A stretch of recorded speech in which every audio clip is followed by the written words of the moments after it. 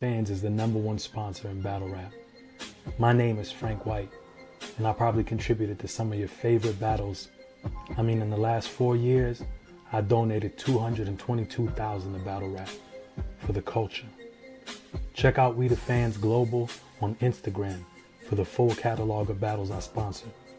And follow We the Fans Global on YouTube to watch full battle breakdowns from a sponsor's perspective and a recommendation for what battles should be booked next. Make sure you hit that like button and subscribe and keep stepping into your greatness. We the Fans is for the culture. What's going on, Lang? How you feeling? How you feeling? Good afternoon. Or I'm yeah, good alive. afternoon. Good afternoon for sure. I'm alive. I'm breathing. Thank you for pulling up. I appreciate your time. Before we get into this, I want to give you your flowers and tell you that we appreciate your contribution to the culture. I appreciate you taking the time to do this. And there's a lot of people that's not familiar with Yeah. what you do exactly. So let's open with that. Talk to me about your role in this wonderful culture of ours. Well, yeah, I think I would just consider myself a battle rap historian. I wouldn't consider myself a day-to-day blogger like Smo, Angry Fan, and a couple other people. I think they cover it on a day-to-day basis, and that's their lane. I'm just an enthusiast that just likes to probe or just invest time in certain topics, catalog history, stuff like that. I mean, most of my buzz came from doing lists last year, all times lists and stuff like that. I get a lot of recognition from being on Three Letterman's platform every once in a while. Kind of honorary member of the PSA Hip Hop at this point in time. Fire. Um, and Salute then to and you. then and then the biggest one is just being affiliated with Jay Black, with Champion Gold and also the Champion panel almost every year. So, but yeah, Okay. just a battle rap Well, enthusiast. I love it. Salute. I believe that we all play a part in pushing the culture forward. There's no role that's bigger or lesser. Everyone's doing their part to push it forward. You know what I'm saying? So it's a pleasure to connect with you on this level. Um, my first question to you, and the first topic that I think we should discuss is, I'll open the floor to you and then I'll respond. But what is the role of media in battle rap, in your opinion? Man, I think this is a very loaded question, and I honestly Mhm. think that no one really understands, or no one really has like a outline of what battle rap media is supposed to do and what they aren't supposed to do, and the role they're supposed to play.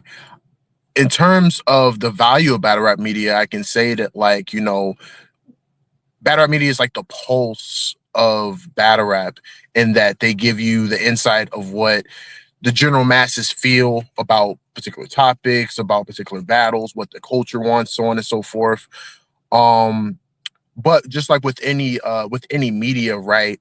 They also can, create narratives, right? Mhm. Affect people's money and stuff like that.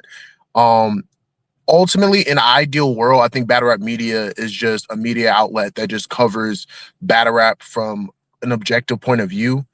Mhm. But in this culture where we have a collection of human beings that are sometimes ego driven and are sometimes more concerned with recognition as opposed to like just covering battle rap, Mhm. objectivity is sometimes absent. You know what I'm saying? So I Mhm. think ultimately covering battle rap from an objective point of view while also giving an unadulterated opinion about a battle or a battlers, or just a particular topic, is their particular role.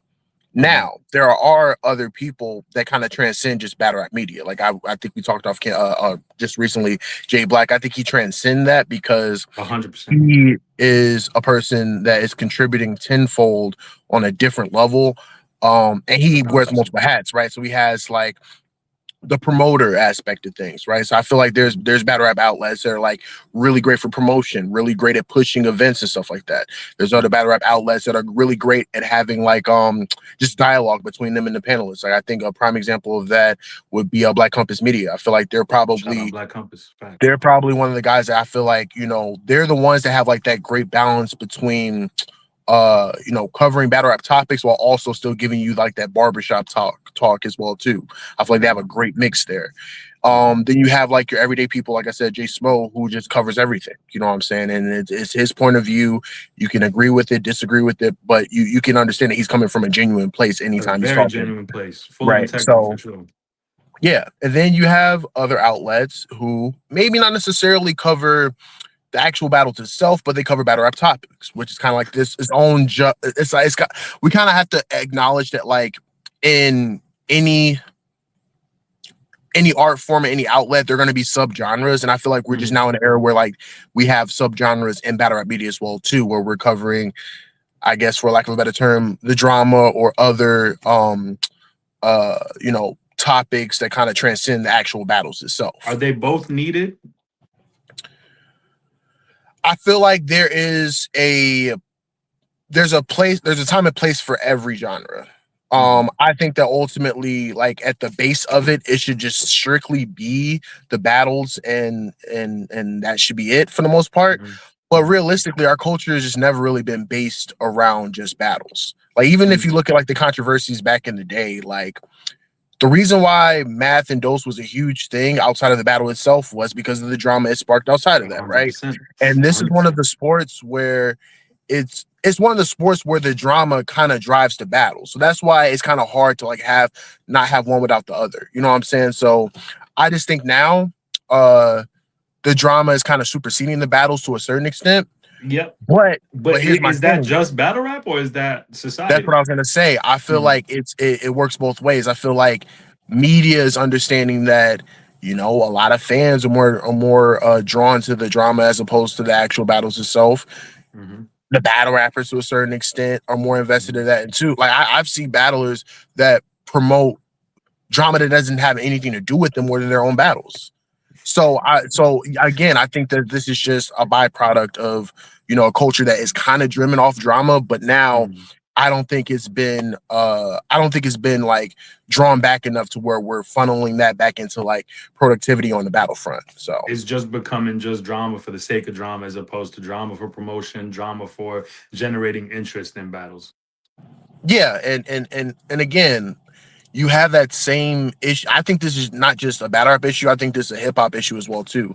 There's people more invested in relationships between artists, and they are invested in the actual albums and content that's being, you know, brought out on a consistent basis. So I don't think this is solely a battle rap thing. I think it's just an overall like hip hop thing in general. So yeah. And do you think that'll ever change? Do you think it'll get worse? Do you think it'll get better? Where do you see that going?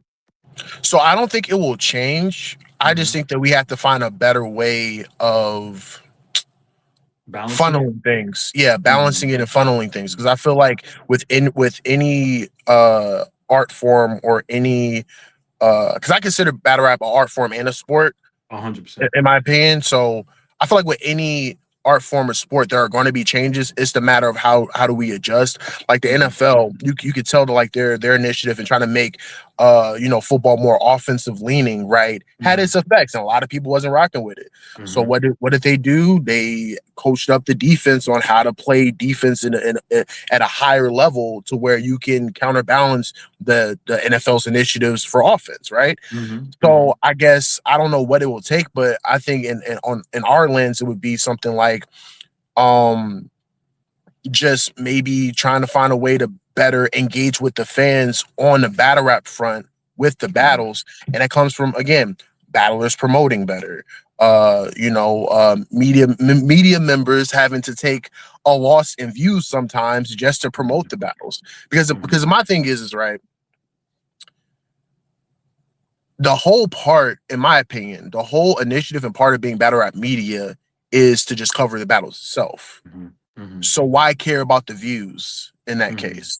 There's people that are more concerned with being the bit. Now, granted, everybody wants recognition. Everybody wants to grow, especially with having a platform. But in the grand scheme of things, isn't the main goal is to push the culture forward, to push the events forward, to push the battles forward? Like, there's more people concerned with covering things that they're going to get thousands of views on, as opposed to covering something that's probably more important. So I personally focus on more about the actual battles. Now, if it's a certain topic that affects battle rap in a way that's like, you know, causing us not to have battles or causing us to like, you know, lose out on events, that's one thing. But there's stuff that's like has nothing to do with you know what I'm saying? Nothing like, at all. Yeah. I agree, but I do think the balance is needed, and I also think two things. One, to your point about the drama and all that stuff and what people choose to cover, I mean, I make the same decision when I put this channel together that I would recap battles that a lot of people may not even be tuned into. You know what I mean? Like, Mhm. I was very frustrated with the lack of coverage that iBattle was getting. So if you look at my recaps, a lot of them is iBattle battles because you got to be the change you want to see. But I don't fault anybody who will start a platform and it's about, the drama in spaces, or it's about the drama in battlers lives and all that stuff. I personally don't give a damn about it. I don't care. I don't care what your brother, cousin, nephew, uh, the battle. That's all I give a damn about. You know what I'm saying? But there are people who do care about the drama and do care about the things that got nothing to do with battle rap. And we have to coexist. I just hope that there are more and more platforms like LTBR, Champion, J Schmo, everything Titus is doing. There's plenty Yeah, of people whose core focus is to focus on the raps. And I appreciate them. And I think that we need more people like that. But I also don't knock people who focus on the drama a lot because some of it I tune into. You know what I'm saying? I'm yeah. gonna be honest. It's And and entertaining. and and honestly, it's more profitable if we're It being is. realistic. We Like keeping you it can see tall. the Like difference. if I had started this channel and was blocked, I mean, I know a lot of drama. I have personal relationships with a lot of people in the culture. I could just start this channel and just talk about expose all the things that I may know. And I know I would have gotten crazy views. I wouldn't be sitting at a couple hundred subscribers, but that's not what my goal is. I think it's up to each individual to decide what they want to do. And then you can't knock somebody for the choices they make. We all have a life to live. But what I will say about media though, is that I Yeah, think it elevated the sport of battle rap. And I don't think that's talked about enough. yeah, Jay Black creating the champion of the year, the panels that are put together for Cody and Wody, the incredible detailed attention to stats in battle rap that LTBR does. All those things serve absolutely. to elevate the platform and the art form and make it a viable um, landscape. So I do say that media is extremely important. I strive to build relationships with different media platforms because of how important I think media is, and how much they serve in promoting battles. So yeah, I mean, salute the media. I think media is pivotal, and I don't think that's stressed enough. And I think people need to Yeah, start understanding that, that media is extremely pivotal and it should be respected. And when I threw my own first personal event, Gates of the Garden versus OSBL, I made sure to create a marketing budget just for media, yeah, and I made sure that certain media members had free access to the pay per view so they could go back and watch whatever they missed and do their recaps. You know what I mean? And I think that that should be a standard set across the board. That make sure your media, your preferred media, whoever you got a relationship with, they have access to your platform after the event happens so they can go recap your battles. When they drop recaps, that promotes your event anyway. yeah, So, but no, media is extremely important. Salute to all media. I wanted to ask you just one more thing on what you said about media before I move on to the next point. You yeah, said the people wanting recognition. Can you expound on what you were talking about there? yeah. So I feel like a lot of battle rap media, right? I think this is kind of stemmed from when the source was doing, like, remember they were doing like the list, I want to say Mm-hmm. late 2010s, and they had like top 10 media outlets and whatnot. Mm-hmm. I feel like that kind of opened up a can of worms in terms of like the recognition being shifted from, okay, what can I do to cover battle rap on a consistent basis to Mm-hmm. where everyone has understanding of what's going on Mm-hmm. and I get my opinions about it. Mm-hmm. It's kind of shifted into, okay, what can I do to make my channel or make my if it's like me having to do underhanded things to get that recognition. And I Mm-hmm. feel like that is the issue here. Mm-hmm. And again, like I said, like there's a time and place for every platform, every channel and whatnot. But I just think that when you have that mindset, it kind of creates other byproducts that kind of do more harm than good. And another thing I Okay. wanted to mention really quick is I feel Mm-hmm. like another thing that we have to consider Mm-hmm. is the role that battle rappers play in media now, because a lot of battle rappers are now considered Our media. media, 100%. Exactly. Like I want to give a major salute to Last Second C. I think they're doing something Mm-hmm. special over there. They're not just covering battle rap, but they're creating like a hub of battle rap content and stuff outside of battle rap that I'm interested in too. I'm a subscriber. I think they do a lot of amazing work. It's very Mm-hmm. dope to get that insight from the battlers. Mm-hmm. Oh, oh, did we lose you?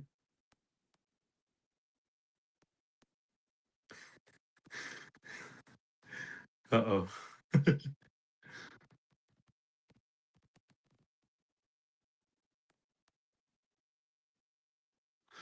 My son just went right on, right in the middle. Too funny.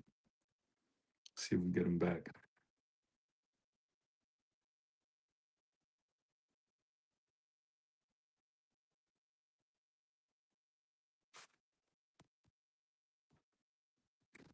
Come on. Let's see what's going on.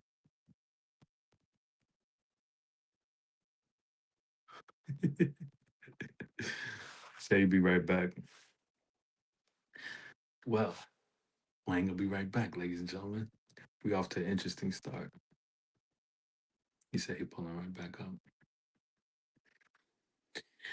Media and the balance of media. It's an interesting conversation.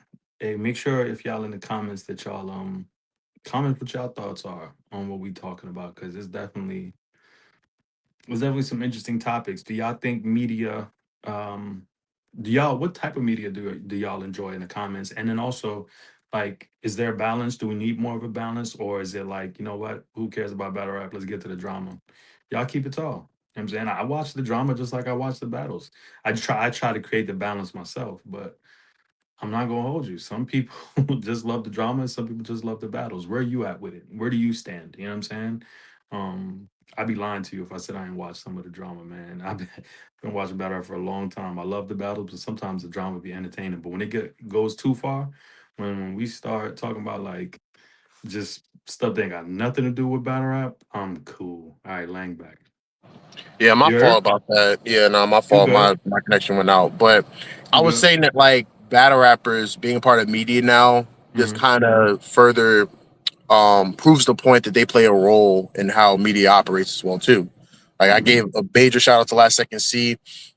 They do a great job of both having like retro stuff with the face offs that they do, the face off covers that they do, which is amazing content, right? Yep. But then they Yep. also give like their honest opinions about particular topics and whatnot. Now, and granted, most of it is centered around actual battles. They don't. It doesn't go Mm-hmm. beyond battle rap, and I think that's a Mm-hmm. dope thing. Mm-hmm. You have Frozen Bros, but specifically Frozen at this point, that is Shout out Froze. doing his insight, and I think he does a great job both in the commentary realm and with his channel too. You got a selection of battlers. I think Jay Mills has his own podcast that he's doing now. You have a couple people, but again, I think the responsibility is on the battlers as well too, in regards to prioritizing the actual battles versus the drama that we get consistently.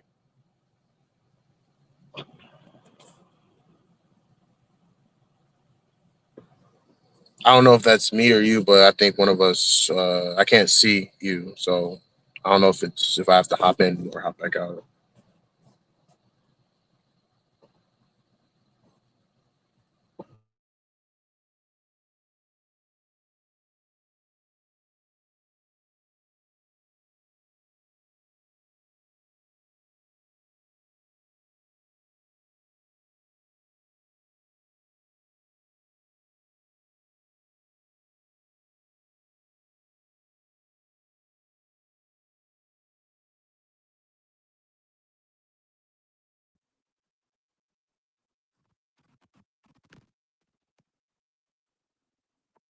You can hear me?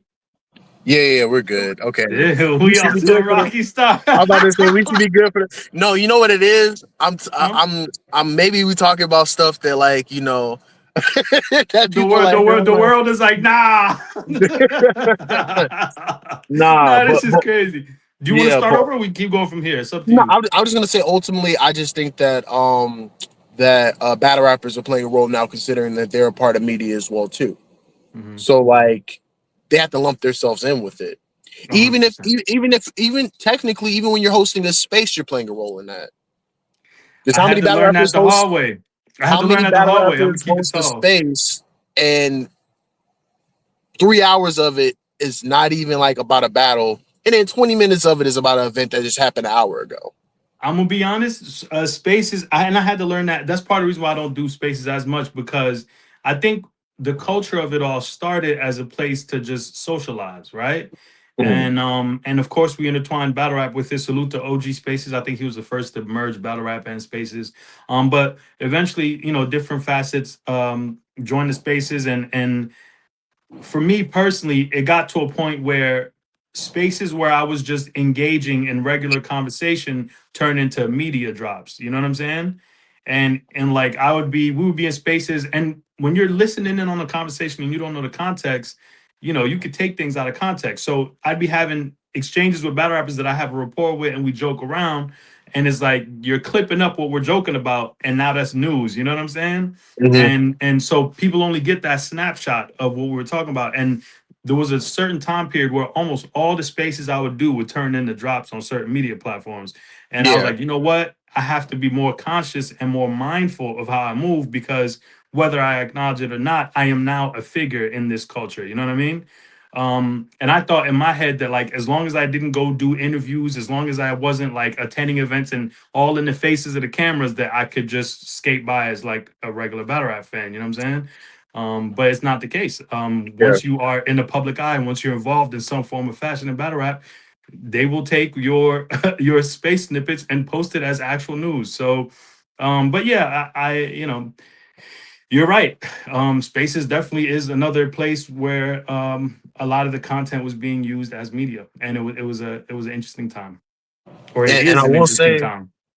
I will say, the spaces get a bad rep because of what you're mentioning, because Hmm. of the fact that like a lot of times it's the utilization of snippets of Right. what's being talked about.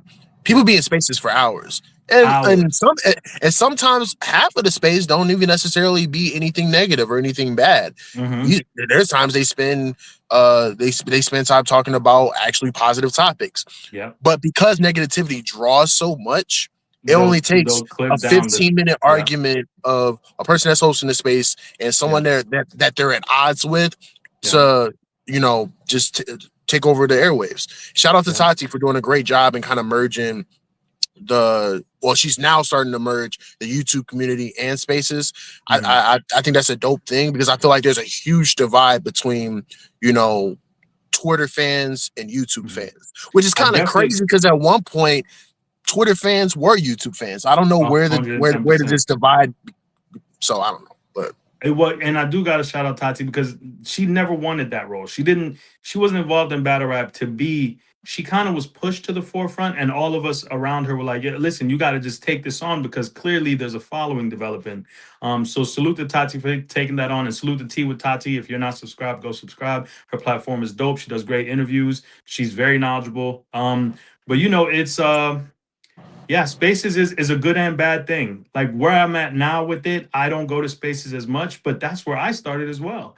Anyone that's ever made money from me, can thank the spaces because it was a community where people were rapping and I joined. It was something that was already established before I came around. I joined and was able to contribute something to something that was already created. And from there I was able to create opportunities outside of the spaces as well for people to battle. But Spaces has created managers, sponsors, media. So there's good careers. and bad. There's good and bad with Spaces. Yeah, I would say spaces. Battlers. Yeah, I would say spaces. It kind of gives me the feel of like when battlers came to the spaces, it kind of gives me the feel of like NBA players going to the Rucker because of that Exactly. because of that accessibility, right?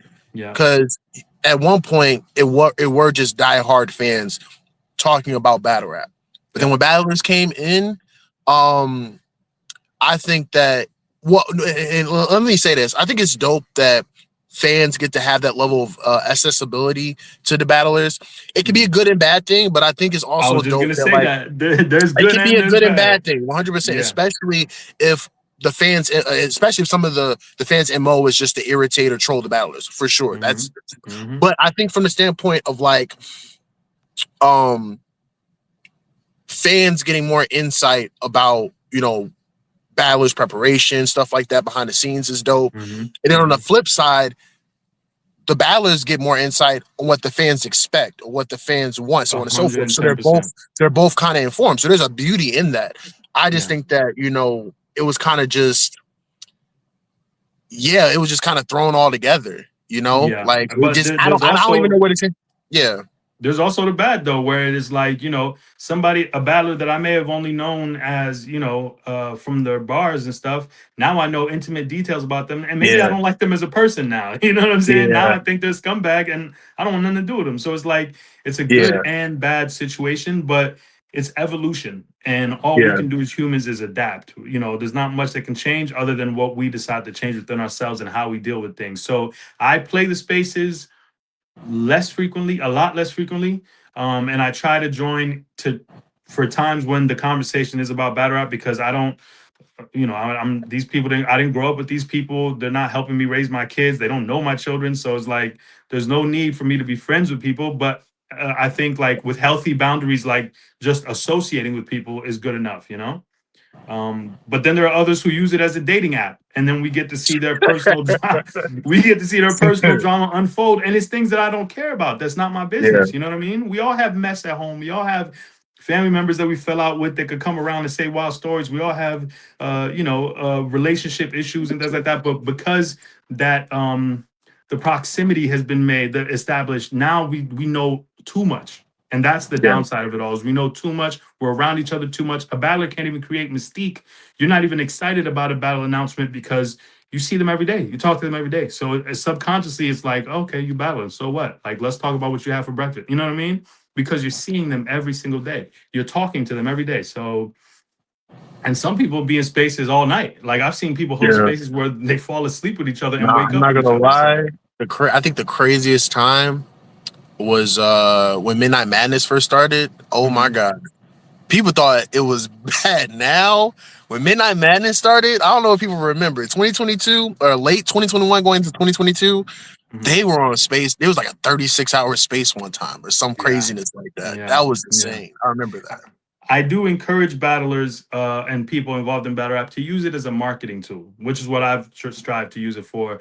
It is a great marketing tool. I've hosted battle rap space events where there's more people attending my spaces than there are people attending a building. You know what I mean?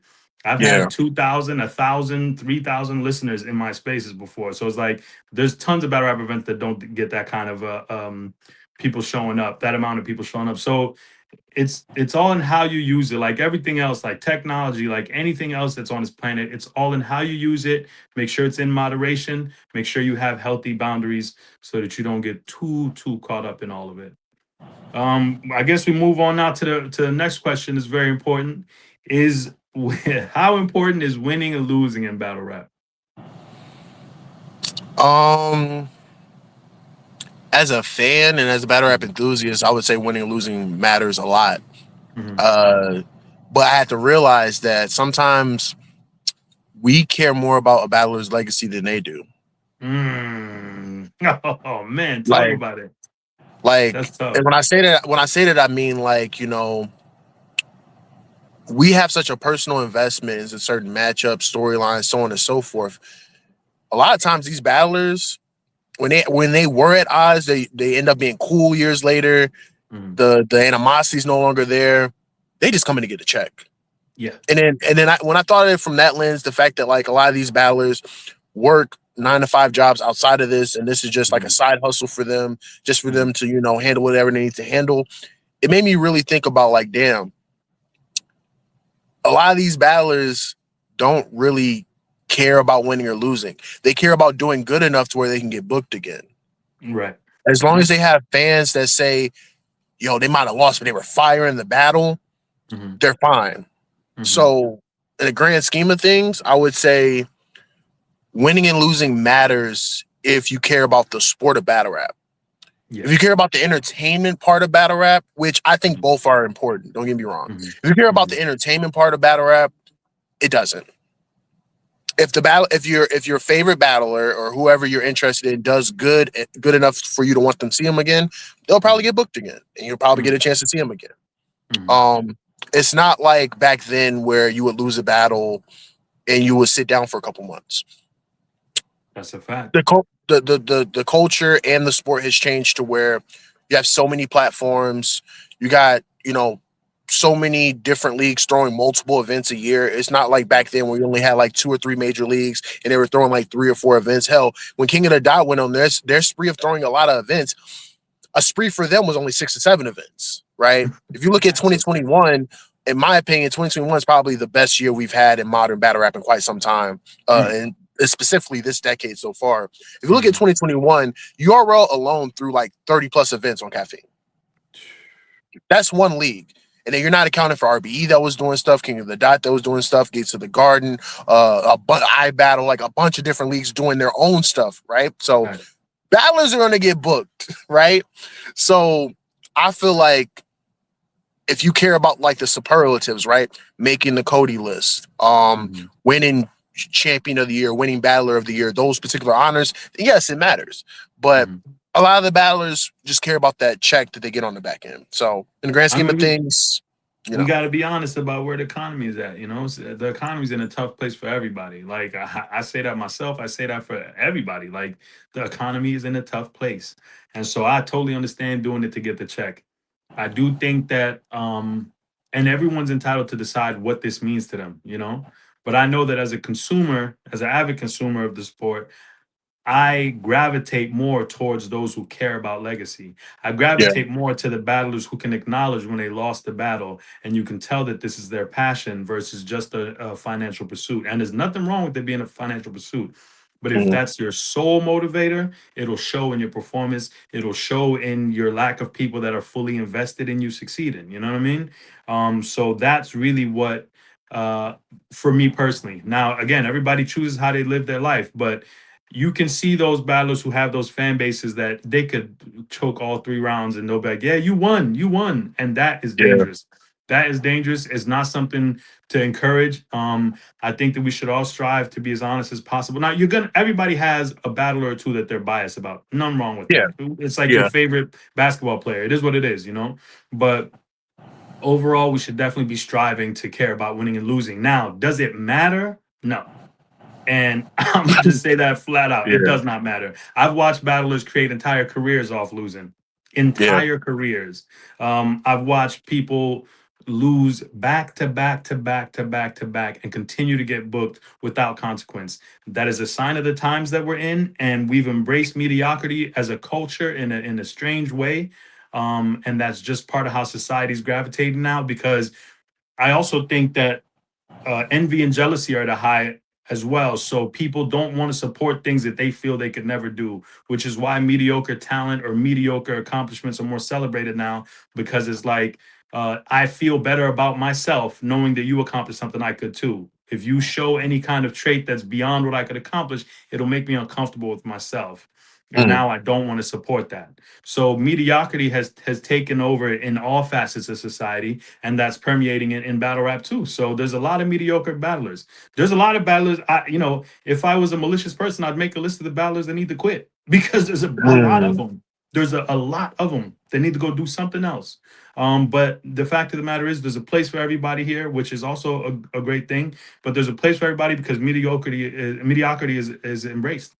We live in that time, and we're seeing mediocrity at different levels, from the legends, from the newcomers. I mean, couldn't fathom when we first started watching battle rap. I couldn't fathom seeing a newcomer choke in multiple battles. That is yeah, unheard of. You'd never see them again. But we don't yeah. have And that no more. you mentioned something interesting from, say, mediocrity on multiple levels, right?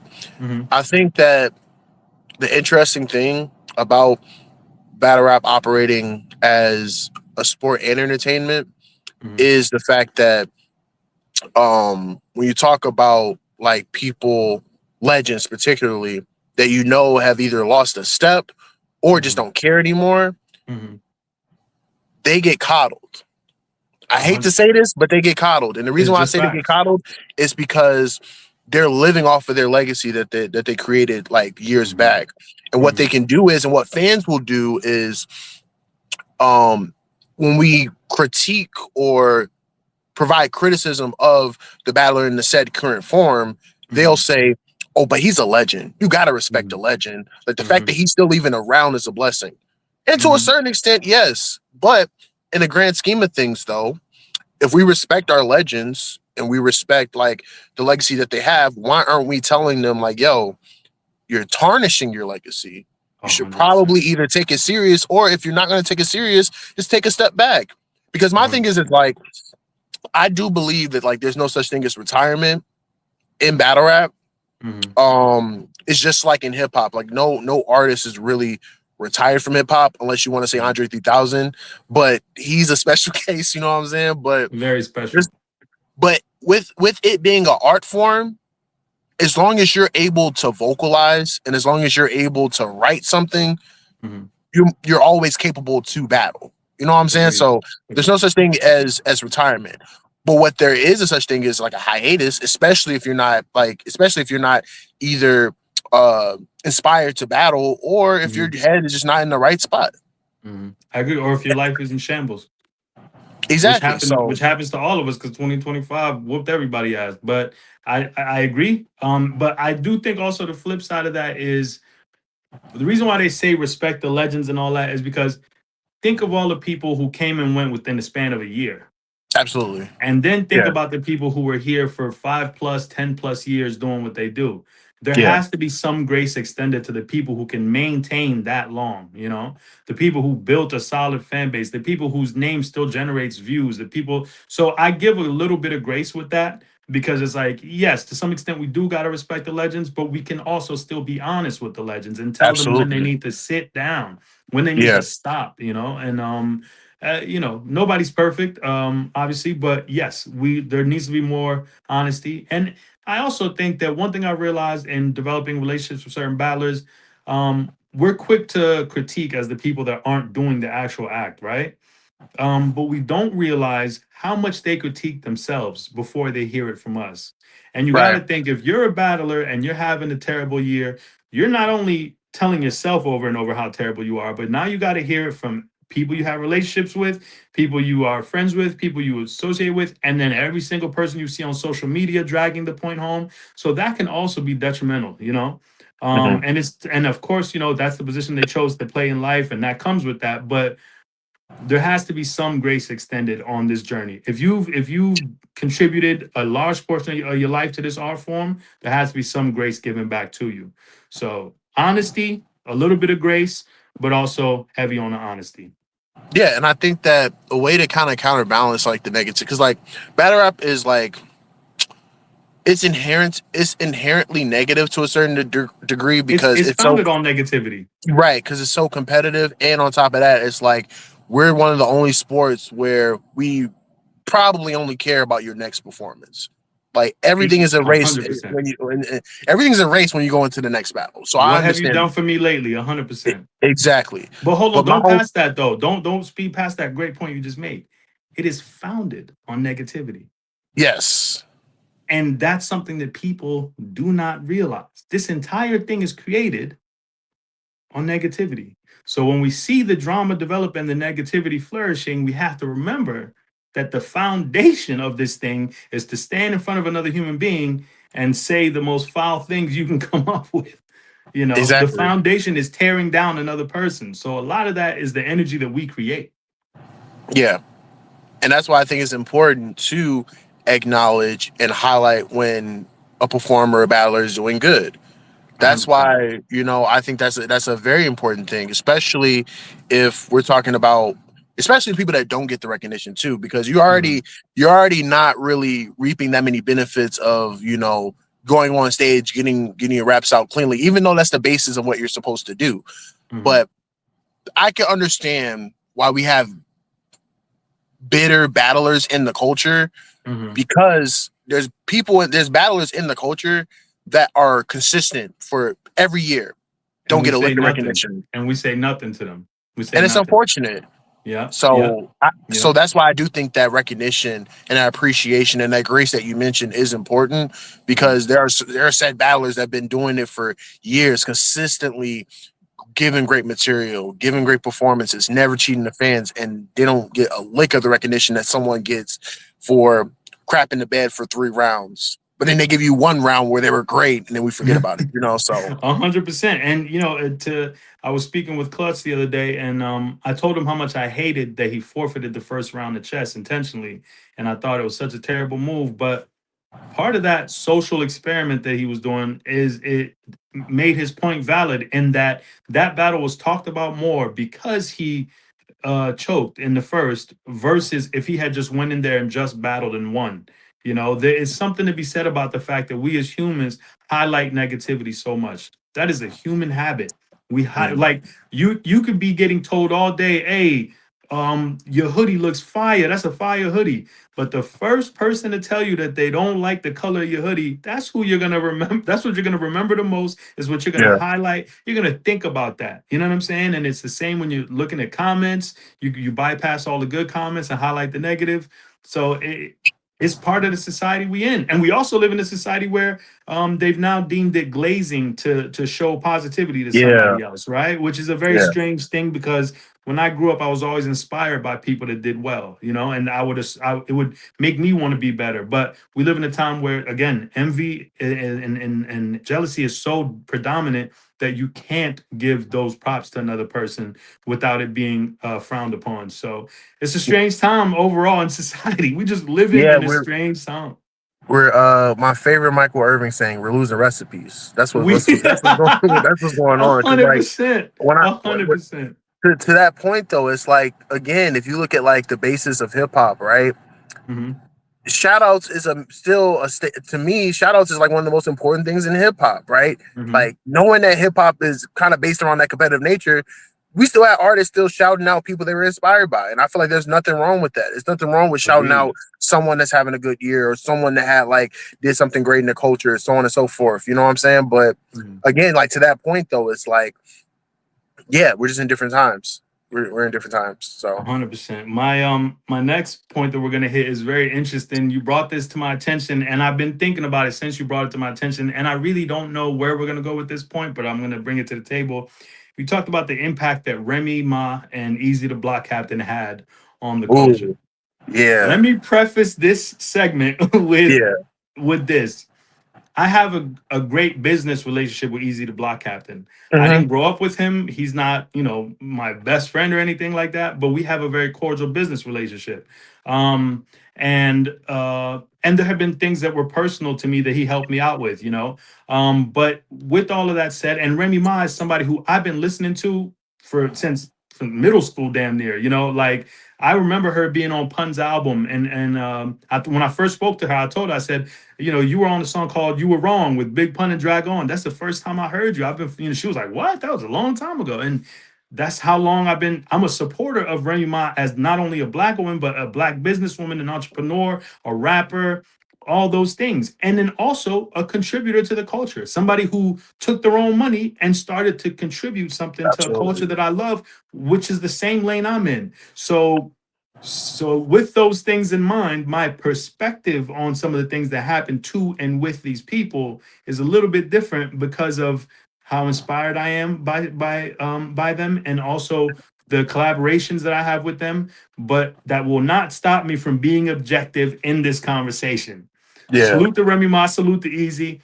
I got number love for both of them, but let's talk about it. Yeah, so the reason why I was very interested in this topic is because I feel like that shifted the culture in my opinion. I feel Okay. like In what way? I feel okay, so for one, I feel like the creation of Chrome 23 shifted the culture in general. Hmm. I feel like having a major hip hop icon come into the culture and create a league that was specifically or that was at one point specifically for the advancement of female battle rap is just like a major thing. Um, I think just having her presence in the culture is a major thing in general, right? 100%.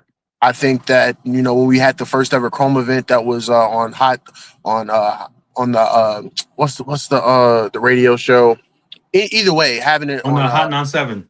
Hot 97, Yeah, yeah. having that on the channel on YouTube, broadcasting that, having all the major hip hop royalty there was an incredible thing.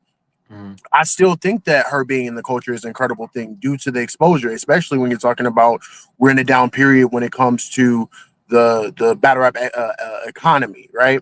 Mhm. But I think another thing that has happened, especially with the I guess if you want to call it the saga with Mhm. Eazy and Remy Ma, is the subgenre that it created. Because I alluded to earlier that like I feel like there's been a subgenre of battle rap media that's strictly focused on the drama. Mhm.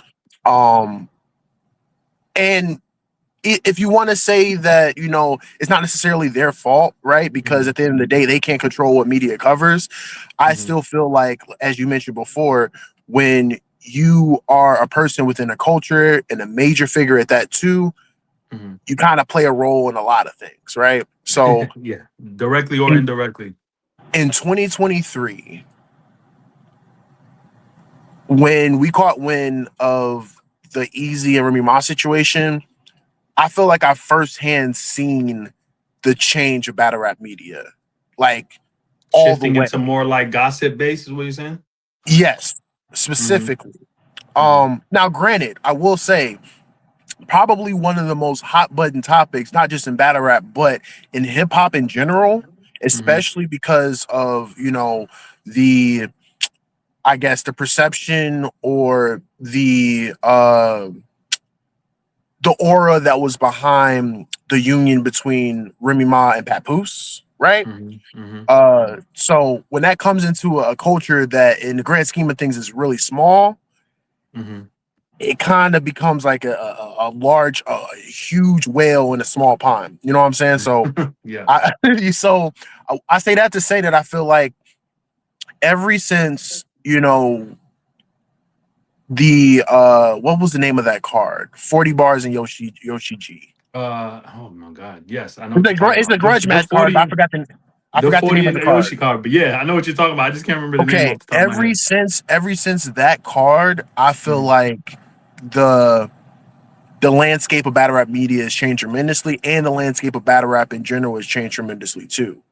Okay. Now, Um. I will uh-huh. say, on the other end, I do feel like there are positive things that have came out of that situation. Well, let's Without, start. Let's start with how it affected media before we get to the positives. yes, Let's get to the dirt. You know what I'm saying? yeah, yeah, yeah, Okay. yeah. So one thing that we gotta remember is that Remy Ma is a bigger celebrity than most people in battle rap. Absolutely, Most people, absolutely, right? So when she comes into battle rap, this is a person who is not coming in taking something, but giving something. You know what I'm yes, saying? And the world that she comes from, the rap world, is heavily has the rap media is heavily influenced by gossip and what's going on in people's personal lives. And but that's not the function she came to serve. yeah, What happened is we as a culture are invested and we get invested into things, and we got invested into her personal life. Was it ever our business? No. You know what I'm saying? Like, I sponsor battles. I don't need y'all motherfuckers learning about my personal business. You know what I'm saying? I just want y'all to like the battles that I sponsor. But I'm not a celebrity, so I can meander around the culture and do what I need to do. Remy Ma, on the other hand, is bringing that element to battle rap. And then you got to think, for those who have platforms where their interests are to get views and make money, this is a great opportunity. Just objectively speaking, it's a great opportunity. Now, how that plays out for Easy and Remy, unfortunately, was probably negative. You know, I'm sure a brand new relationship didn't need all that scrutiny. You know, I had a fight with my girl yesterday. I don't need nobody knowing about that fight. But right, now I couldn't fathom if that fight was recorded on a phone call. I couldn't imagine if like that fight was televised to every out media outlet. It would make my relationship extremely difficult. And this is my best friend for 10, 15 years. I can only fathom how that affects a brand new relationship. Now, when you're in the public eye, it comes with scrutiny. It just yeah, is what it is. And sometimes that scrutiny is negative. And I think that what happened here was certain platforms saw an opportunity to make money. And the best way yeah, to make money was to pry into the personal lives of these people, you know. And there was a huge shift. It was a huge shift. We started seeing titles and blogs about things that we'd never heard about before. But such is life. It negatively impacted Easy and Remy Ma, and that's unfortunate. But on the flip side of it, once you introduce yourself into something that is negative, you can no longer then be surprised at the negative impact that it has on your life. You know what I'm saying? Yeah. Um, Remy Ma could be attending, like, salute to Easy. He gave me my first million view battle. Most of the time, it was Suge versus Easy. Most of Suge's round was about Remy. Yeah. Now, I'm sure as a person who's not familiar with the culture, that would feel strange because it's like, I'm paying you to rap here. You're spending your whole round disrespecting me. You're on my platform that I'm paying for. It's kind of ridiculous. I'm here trying to help you, and you're shitting on me. You know what I'm saying? You're shitting on me the whole time. So it's like, but that's what battle rap is. So it's like when you come into battle rap, you have to understand that that comes with that. And nobody is exempt. Mercilessly, ruthlessly, nobody is exempt. Is it fair? No. But is it what it is? Yes. And once you make that decision to come around here, that's what's coming with it.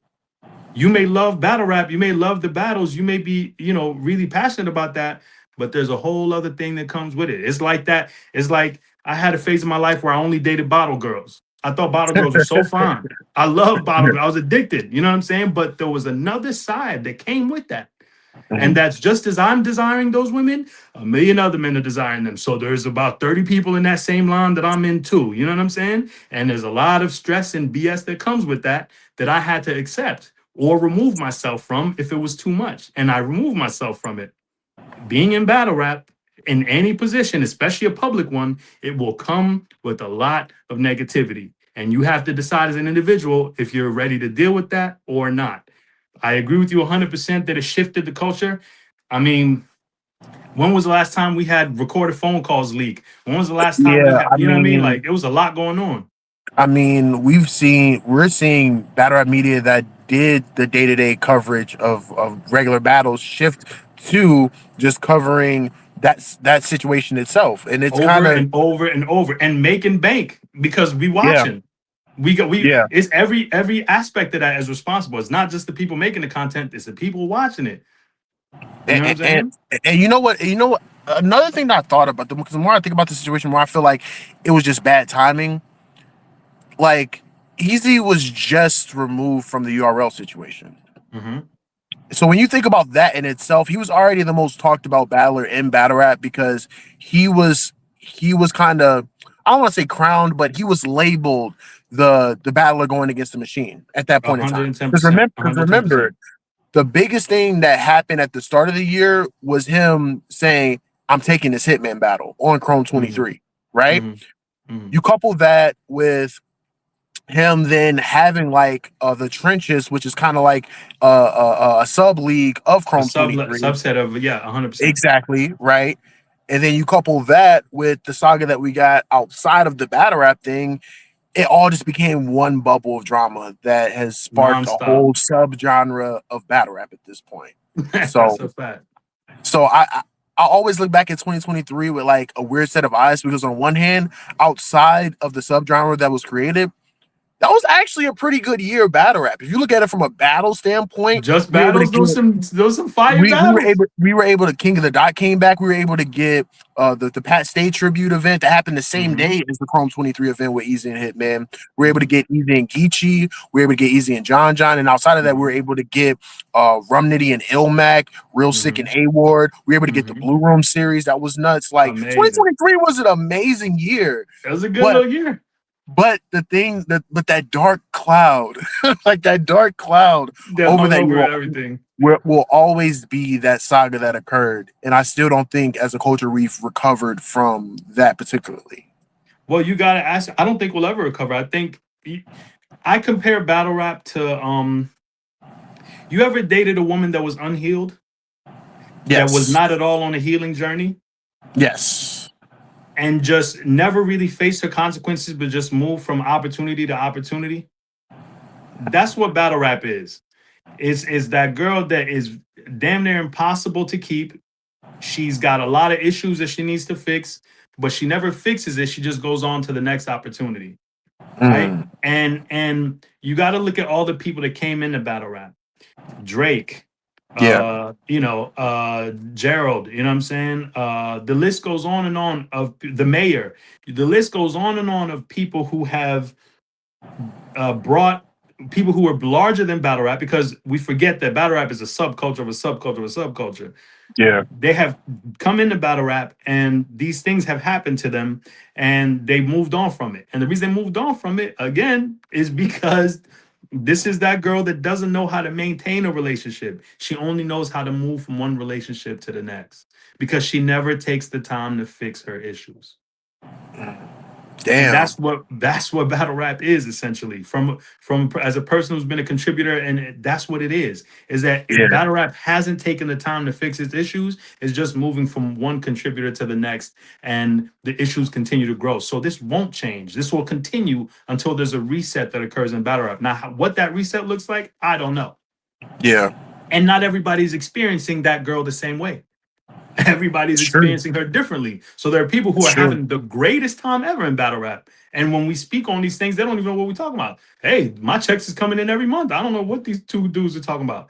Then there's Right. the people who know exactly what we're talking about. And unfortunately, most of the time, it's the people that are making sacrifices for battle rap, whether financial or spending tons of time trying to improve it, spending tons of time trying to bring back the glory days. Those people are the ones who know exactly what we're talking about. But the people who are just here to get what they need from it and keep it pushing are having one of their most successful years ever. Yeah. And you know what's crazy? Because I've been thinking about like, because I feel like a lot of people are kind of like shifting towards this topic of like, why is battle rap missing that feel, right? Hmm. Um, and again, I feel like a large part of it is it's like you're not paying attention to the actual action. Because like if you look at last year, I thought last year was phenomenal. I thought last year we had a Fire lot of battles. great battles, a Fire lot of battles. great battles, and honestly, the glory days that we're talking about were days where like that's all we were focused on were the battles. If we had that same mindset we had then now, we would be talking about this generation of battle rap a lot differently, a lot 2012, differently. 2012, 2014, 2021. Phenomenal years 2019 in battle too. rap. 2019 before we 2019, hit the caffeine era. That was a great year too. 2019, and even the caffeine era was great. Like there was some Amazing. phenomenal battles that came from that, and the consistency and the output was unmatched. Yeah. But yes, that is the biggest shift, is that we've shifted from being a culture of people who get together. My connection to people in battle rap when I first when 2019, when I first had a Twitter, I would gather Yeah. with people to discuss battles. That would be our connection. I would meet people and we just talk about battles. Everyone would have a perspective. We would be eager to learn about new battlers. We'd be eager to learn about new leagues. I remember back in 2019, we was talking about, oh, have you seen this King of the Dot battle? Oh, did you know Russia got battle rap? And that would Yeah. be a wonderful experience and an exchange.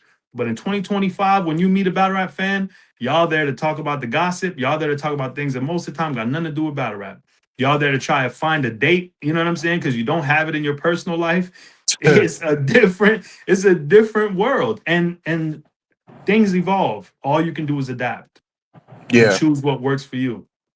Yeah. And that's why I Because who's think who that is suffers? That girl, that girl that's unhealed, who suffers? Is it the guy that has his one night stand and keeps it pushing, or is it the guy that tries to cuff her and save her? damn.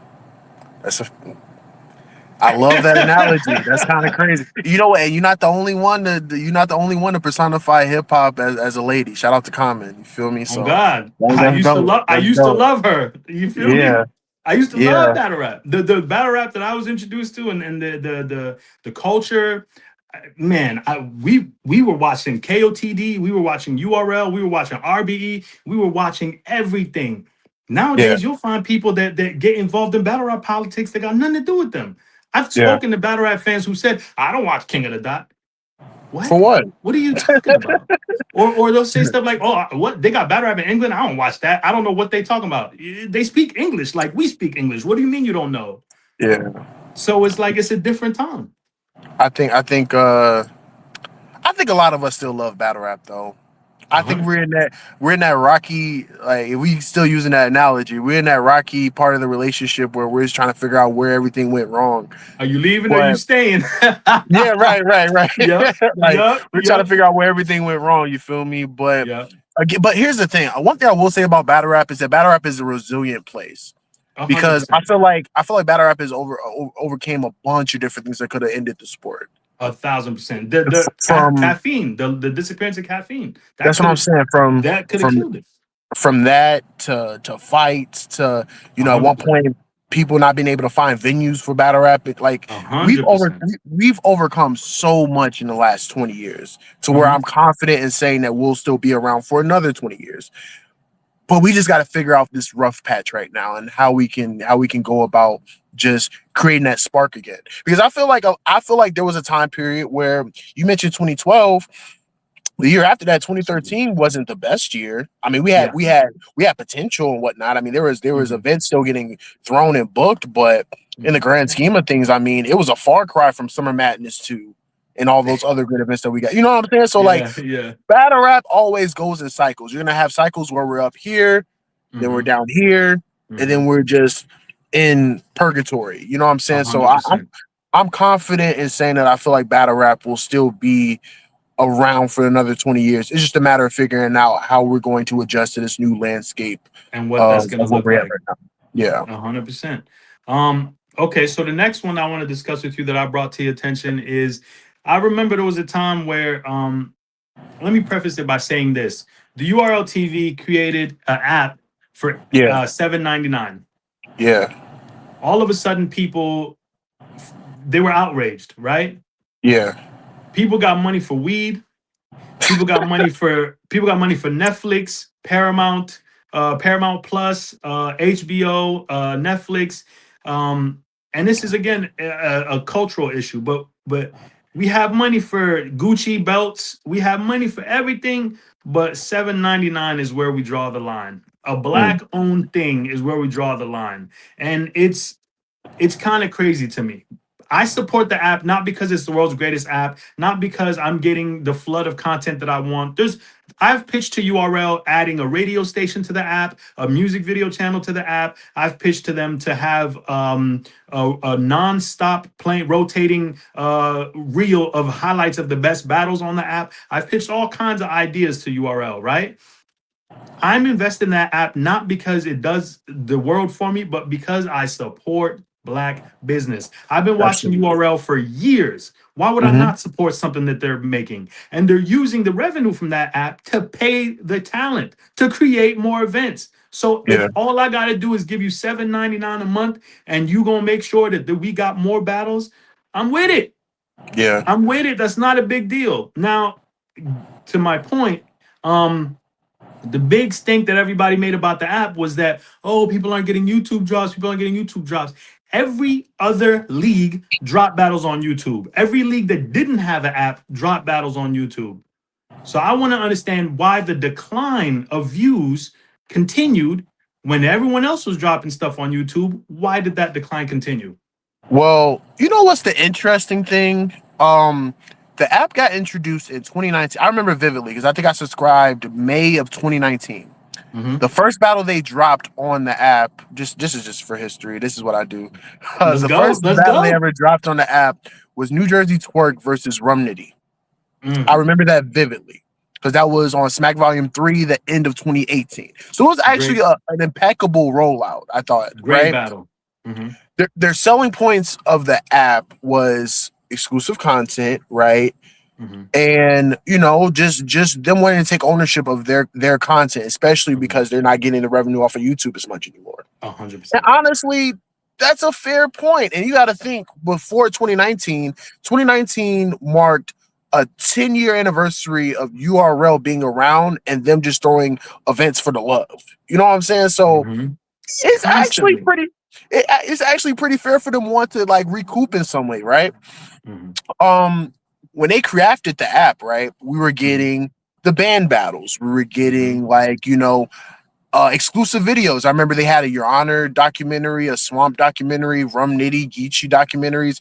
Mm-hmm. That to me, that was great. You know what I'm saying? So Mm-hmm. I feel like the criticism of the app really didn't start happening until like caffeine kind of came into the picture, in Mm-hmm. my opinion. And the reason why I say this is because even when they were putting battles on the app, like they would wholesale drop like battles from like a whole event, the Resolution event with Cassidy, Gnome 9, Summer Impact.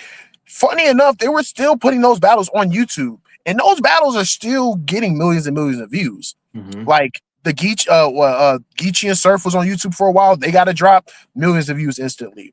All of Summer Impact is on YouTube right now. I think all but one battle, maybe, but most of those battles are on YouTube right now, still doing pretty high in views, right? Mm-hmm. I think that the divide happened when they were dropping battles on YouTube, or when they were dropping battles on the app after doing the Caffeine Live events. Mm-hmm. Because I feel like to a certain extent, some people are lazy, so they're like, damn, so I gotta go watch the battle live on Caffeine, even though it's free. I gotta watch it live on Caffeine, and then if I want to watch it back, I gotta cop the app to see it. Mm-hmm. So I feel like when URL kind of phased out YouTube in that direction, because at first it was like, do the event on pay-per-view, drop it on the app, and then drop it on YouTube. Mm-hmm. When Caffeine came into the picture, it was like, we're gonna do this event live for free, and then we're gonna put it on the app. Mm-hmm. That's when I feel like the decline started to happen from my vantage point. Which is kind of unfortunate because I'm like, yo, y'all still got a chance to watch the battle for free. All y'all have to do is just download the Caffeine app. So that's why it's crazy to me. But I genuinely think that it came from when Caffeine came into the fold, because they then did away with YouTube drops for a while, and rightfully so, because I mean, like, you're getting the event for free, like you're not having to pay the pay-per-view. Yeah. You're not having to pay the pay-per-view prices you had to, because back then, 2019, 2018, $50 a pop, $60 a pop. When Cassidy was on that card, I think we paid like $70 or something like that. So, and then that's to see it live, and then you still got a chance to see it on the app and on YouTube. So you had 3 opportunities. I think the fact that they had Caffeine come into the picture, where you only got one chance to see it live and the rest was on the app, that's what kind of turned people away. And in my opinion, I think it's dumb, because I'm just like, yo, you still got a chance to see it live for free. Mm-hmm. So I don't know. I agree. But now, I will say all at one these point, other leagues were dropping their battles on YouTube, though. Right, exactly. And then another thing I would say is that to their point, though, the first Caffeine event was rocky. I'm not gonna lie, that stream was terrible, and I was pissed because I was like, I was moving around. I'm out, and then mind you, the first ever Caffeine event, Genesis, Twerk, Geechee, huge battle at the time. That was a rough battle. Huge battle at the time, and then I think I missed part of the T-Top and Arsenal battle, which had a huge moment in there too. So again, I kind of understand, because the first couple Caffeine events were B Magic Hand, right? But but they figured it out though. Like by the time they got to SM10, we were getting the visuals were crisp. The timing was great. The presentation was amazing. The commentary you got from Black and Di the Any Man was great. Like I don't know, but yeah, I mean I don't know. I think the overall economy of battle rap kind of went to when URL kind of took themselves out of the YouTube picture. You mix that in with King of the Dot not throwing as many events, because they kind of had like a little bit of a hiatus in between too, because they were throwing events consistently in 2017. 2018 they kind of fell back. They had a couple of events. 2019 they came back with the town businesses, massacres, and stuff like that. But when COVID happened, which is a whole other story, they had to fall back too, because how are they going to get all these talents? Because Canada's restrictions were crazy. Like I remember Franchise was saying that he couldn't even get battles done on URL because of the restrictions or whatever. So I think it was a mixture of things, though. I think it's the fact URL had that partnership with Caffeine, them taking themselves out of the YouTube picture, COVID happening, kind of ruining like the overall essence of battle rap that was on YouTube, right? Because URL was really the only ones. URL plus when Avocado was doing the sterilized joints, which was kind of like a unison thing, they were the only ones still doing face-to-face battles that still had somewhat of that feel to it, right? And then when you kind of bounce back in 2021, shout out to John for this, because John was actually the first one to have the major event in that pandemic with Fade 3 with him and Ace Amin. When he did that, it opened the floodgates for more stuff to happen, but not everyone was able to assimilate at the same time. Like I think RBE had their max out, but by that time, the damage was done. Like there was a whole core audience that were kind of lost due to the pandemic. And then, You mind know you, what? King of That's the a fair Dot was out point. the picture for a little bit too. And Mhm. when they started up their tournament, right, they were still in the closed environment as well too. I don't even think they did a big room for any of their events since then, honestly. Mm, So, mm. so You know it's a what? mixture Hey, of I things. stand corrected. Then I appreciate you clarifying that. Okay. My next question to you then is, if all the battles that happen in 2025, what is your upset of the year? Oh, you know, this right up my alley. Upset of the year. There's multiple. I think that I want to give a special shout out to Nick G. Never heard of the guy before.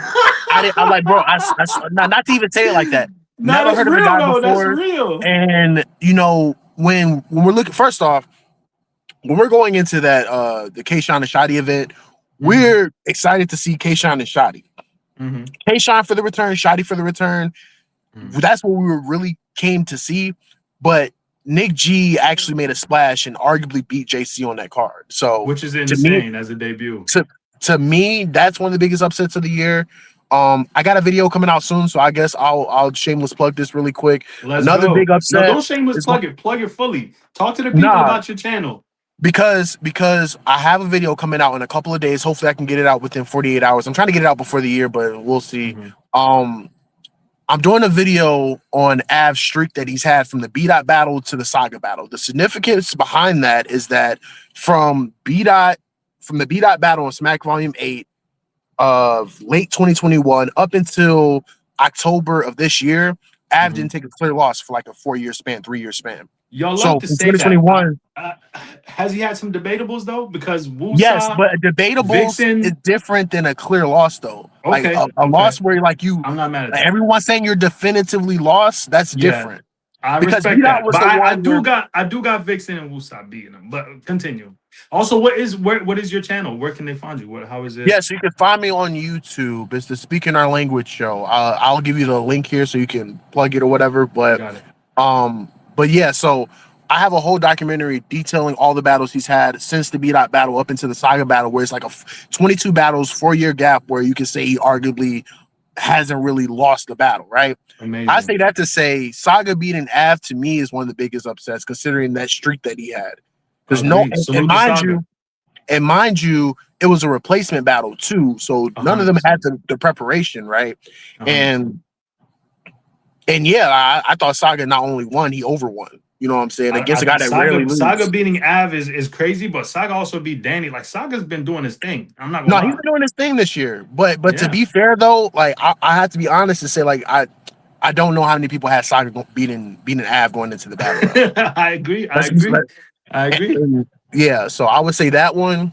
Uh, even though this battle is kind of debatable to people, Mhm. dog. I really, really was really shocked to see the level that Vixen went to in the twerk battle. I was very shocked. I've been having arguments with Vixen about Wody damn near all for a while now. She's telling me that that's female performance of the year. You can make a Is it? case. You can make a Is it? case because here's the thing. I would say you're talking about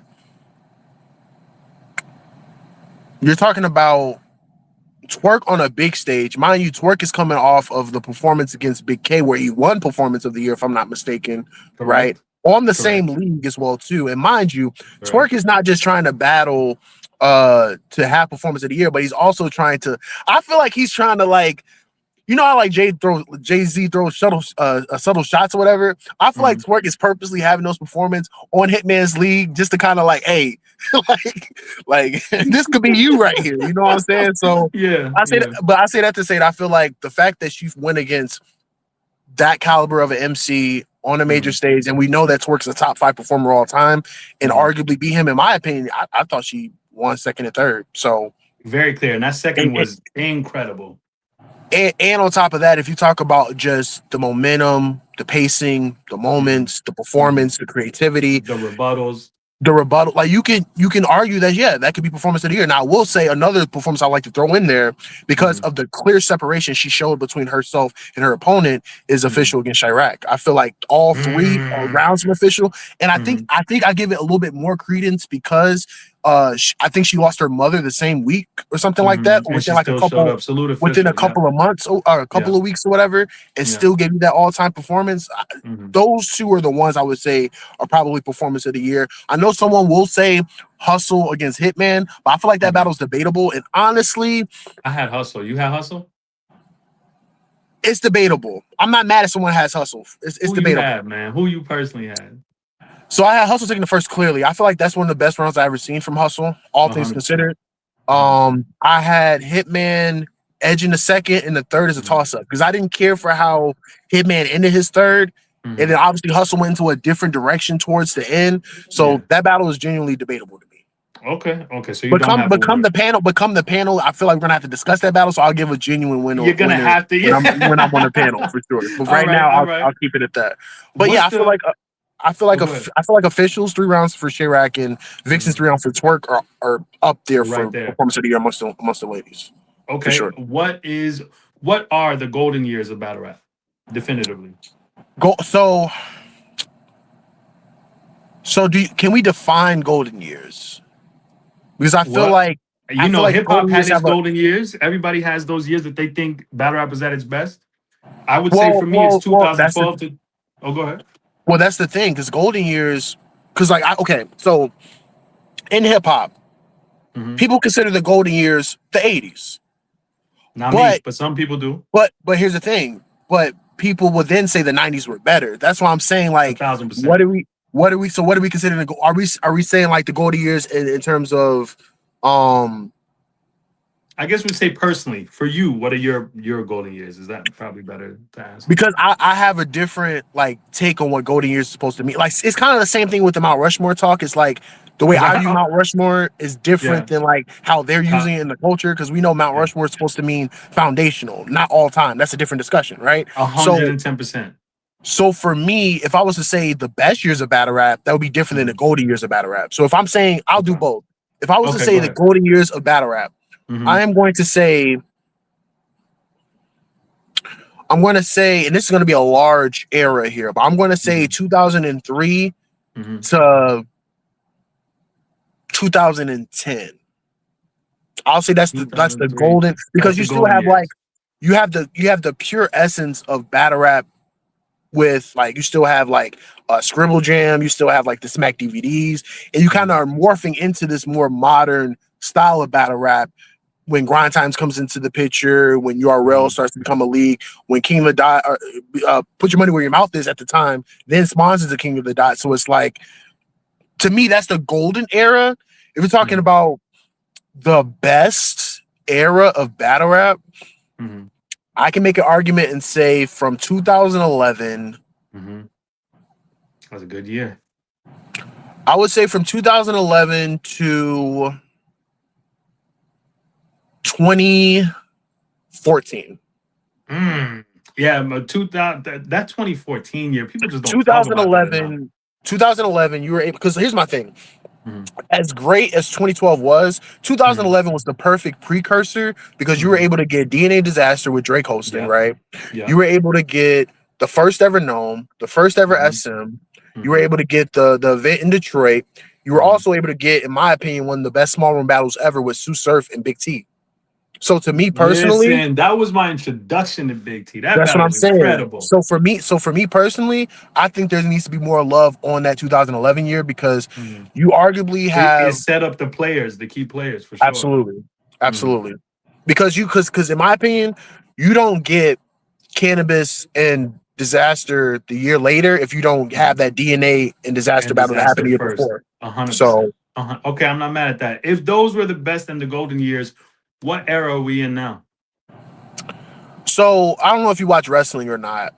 No, but I understand some of the references. Yeah, so like the golden era in wrestling was like the 80s. You had the new era in the 90s where they were trying to gain their footing once Hulk Hogan and all those guys left. You had the Attitude era in the late 90s going into like 2000, 2001. You have the Ruthless Aggression era, which is like a renaissance of wrestling from 2002 to 2008. You got the PG era from 2008 up until like 2013 or something like that. I would say from 2016 or 2015 to 2019, we were in like this ruthless aggression era, like a renaissance of battle rap, because we were getting more and more content. We still were blessed to get new talents, but we also had those legends still holding it down, right? Right now, we are in wrestling terms, the PG era, where we're still trying to figure out like how are we maintaining our identity as a culture while still trying to press forward. Okay. That's how I feel about it. I don't know what you just said, but this is the clip The that I'm wrestling going to fans post. will understand. They're going to love it. They're going to love it. Yeah. So this is the clip I'm going to post, and then I'm going to go to the wrestling homies and ask them questions. Yeah, because I feel like prior to 2020, because I really think that everything stems from 2023. I feel like that's when we kind of got into a new era. So I feel like 2022. Well, and then another thing to mention is that, like, funny enough, 2023 was the last year we had caffeine. The very last caffeine event was Homecoming 2 with Twerk and Mook. Classic. Love that. So yeah, I genuinely feel like 2023 is kind of like its own new era that we're in from there to now. And granted, we're only like 3 years into it, right? I feel like we've just been in an entirely different time. But this decade in general has just been different because if you really think about it, a huge portion of the battle rap history are within the first half of the 2000s, but really a bulk of it is all of the 2010s, right? So this whole decade in general is its own little experience. Yeah, like its own little experiment here. So okay, but yeah, I right, personally think that's the golden era, and that those were the best times for sure. All right, I'm gonna. My next question to you is, it's entirely up to you. The whole world is letting you decide. What is Surf's return battle? Wow, Surf's return battle.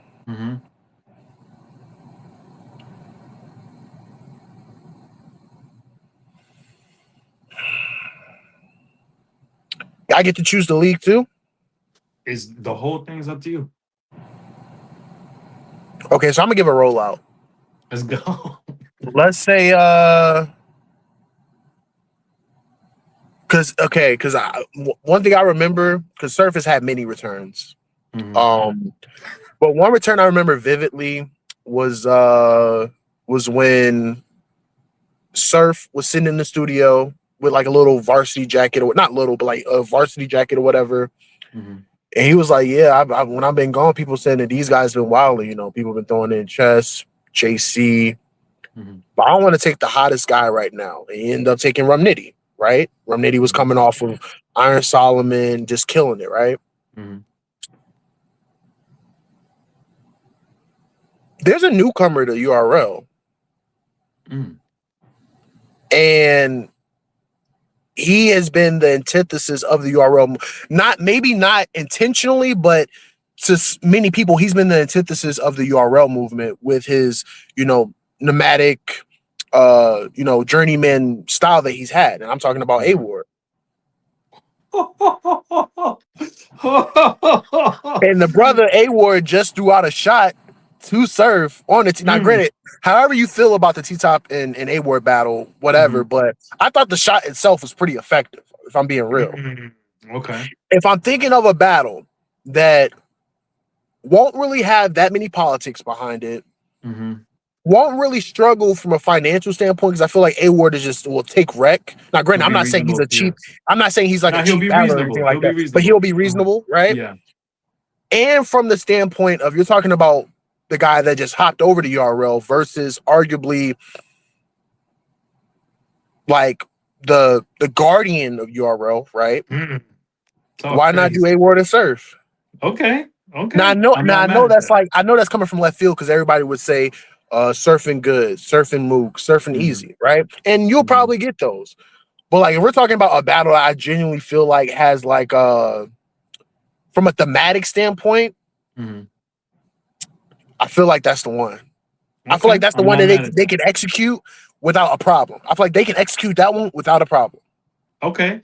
My next question, that's a wild answer. I didn't expect that, but I respect it. I like your reasoning, and the rollout was fantastic. You sold me on it. So my next question is RIP Pat Stay. What is your favorite Pat Stay memory? Favorite Pat Stay memory is seeing him live at Till Death. Oh wow. That event in general was just incredible. Mm, Probably in my opinion, a top 5 battle rap event ever. mm. And I'm not just saying it because I was there, but I feel like all things considered, just incredible. But seeing him live for his last URL event would probably be like my favorite moment. Um, Getting to Fire. meet him, shake his hand, and yeah, that's probably my favorite moment of Pat Stay was seeing him live and going against Real Sick on that Till Death card. Fire. I actually that was when he battled Real Sick, and Yeah. I sat my family down when URL released it on YouTube. Salute to URL. I sat my family down and I introduced my kids to battle rap through that battle. And right after they Mm. finished watching it, they got up and started battling each other. And my son was 15 at the time. My daughter was like she was like 7 or something, and they were just going crazy. You know what I'm saying? No, she was 10. I'm sorry, she was 10. But they just started battling each other. And so yeah, but that battle was incredible. Rest in peace, Pat Stay. Now I need your Mount Rushmore, male and female. Both? Yep. Okay, male. Are we just doing battlers?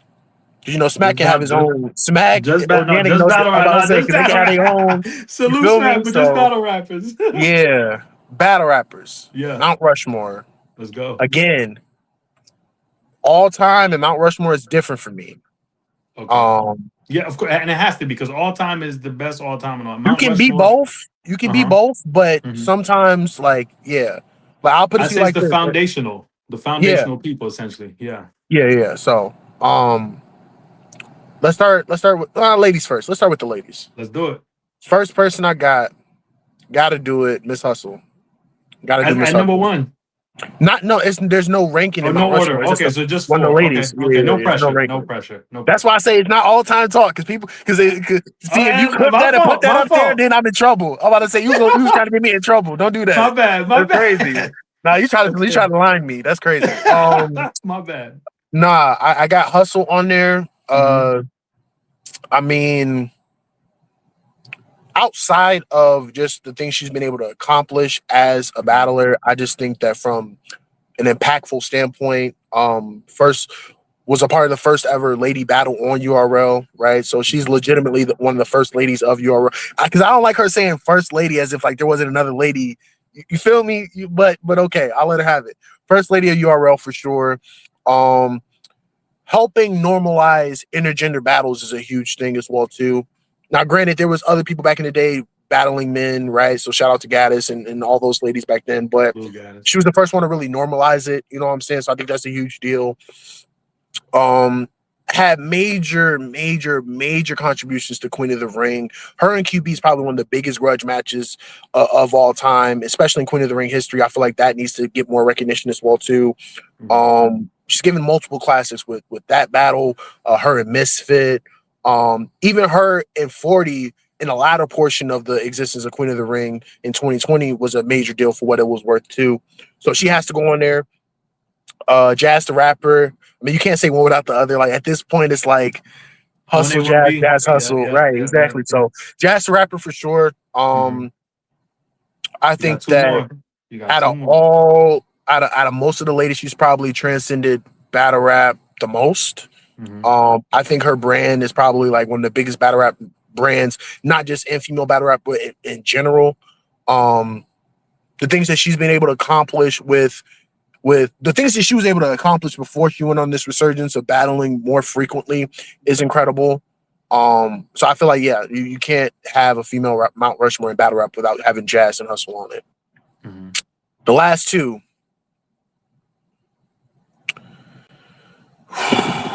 Take your time. I know this is controversial. Hmm. I gotta go 40 bars. That's not controversial to me. She got to be on there to No, me. because again, it's the what have you done for me lately culture, Yeah, right? but So foundation though, obviously, but the legacy. We found can't. exactly, Yeah, we can't ignore exactly. that. Yeah, She is literally the queen of Queen of the Ring. 100%. Literally the queen of the Ring. The most viewed, has some of the most important battles. And I think that same way I said hustle kind of normalized intergender battles, you can say the same thing about 40 bars, probably to a higher extent because of the prowess that she showed in those battles as well too. So I for sure have 40 bars in there. And this last spot, I always go back and forth with, with this one, man. Like it's so tough to me, like so because it's great because it's funny because if we did regular rankings, I would probably have one above the other. Well, we're going off of foundation. Mm-hmm.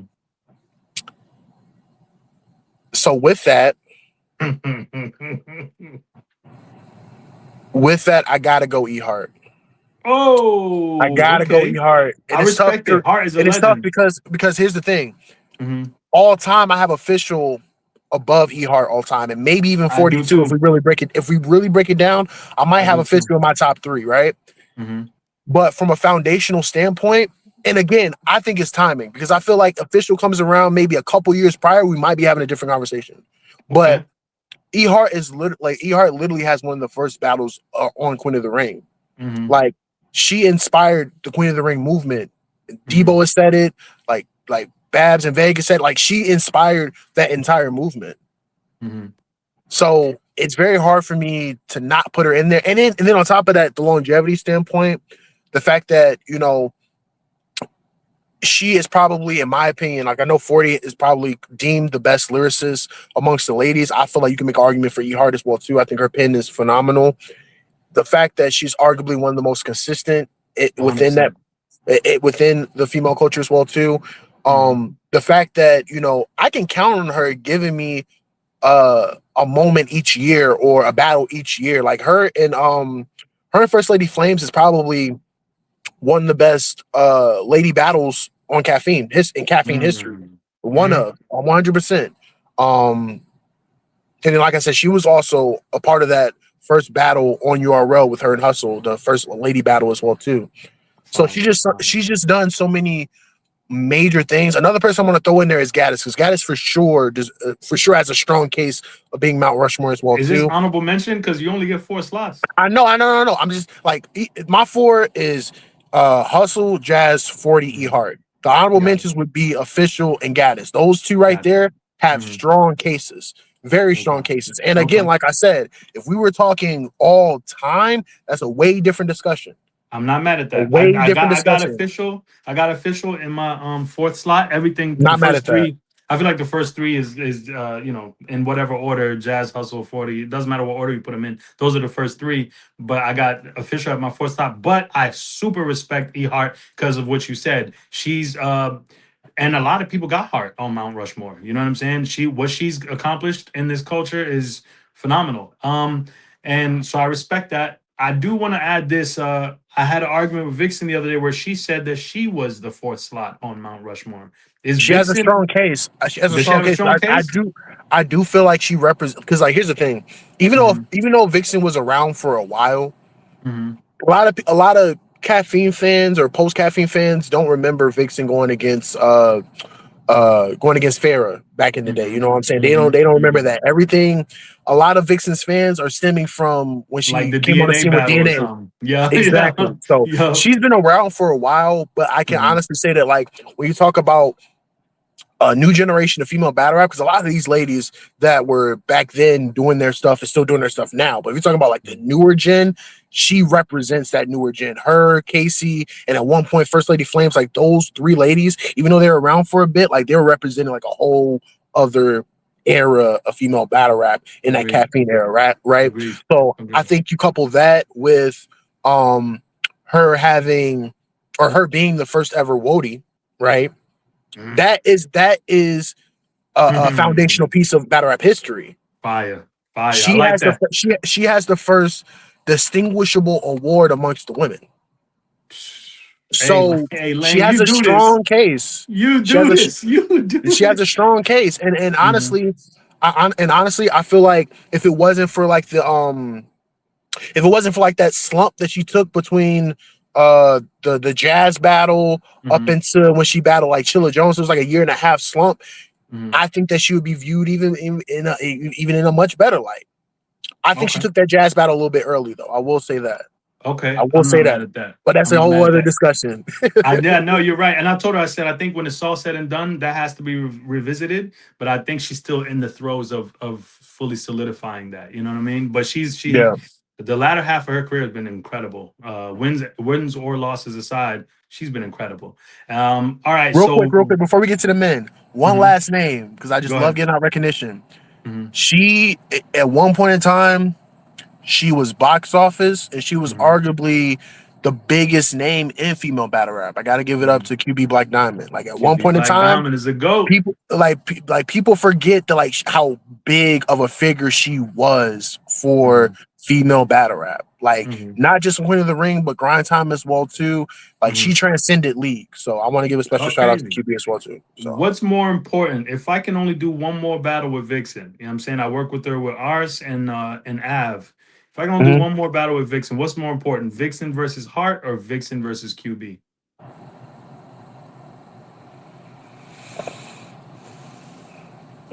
I would say Hart. Hart. And Okay. again, I actually really do like her versus QB, but Hmm. I think stylistically, and the Hmm. fact that I feel like she's actually called out Hart multiple times, Hmm. that that highlights or signifies the fact that like she knows that like she needs to see her. And I like those type of battles. Like I know I need to see you, so I want to see you. So I I like those type like of that. battles. All right. All Yeah. right. So now let's get to the men. Mount Rushmore. What you got? It's Yeah. only 4 slots. All right. So very similar to the first two on there. So first things first, gotta go Mook. Gotta go Mook. Mm, Gotta go mm, Mook. Is very I don't know how you don't go Mook. You know what I'm saying? Like mm, he's like an emblem of battle rap. mm. I know that's very controversial to a lot of people. And Nah, again, all time is different than from Mount Mount Rushmore. Rushmore. Mook to me So is let's foundational. Like that's the number yeah, one foundational person. yeah. So gotta go Mook. Also gotta go Lux, right? I think those two are automatic. Yeah, you gotta go those two. Mhm. Here's where it get Um tricky though. yeah, it does get tricky.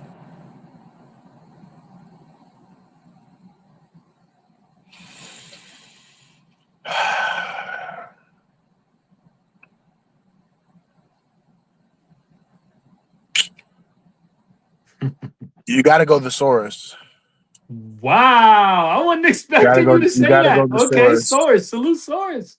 You gotta go Thesaurus. The reason why I say that we again foundation. I feel like Mm-hmm. there's people, and I guess I'll just omit this now. I feel like there's people that were doing stuff at a higher level, Mm-hmm. or took it more globally than Thesaurus, or at a higher level, and I guess I'll omit this now, like a Mm-hmm. Arsenal, right? I feel like Mm-hmm. Arsenal is a guy Mm-hmm. that you can make that case.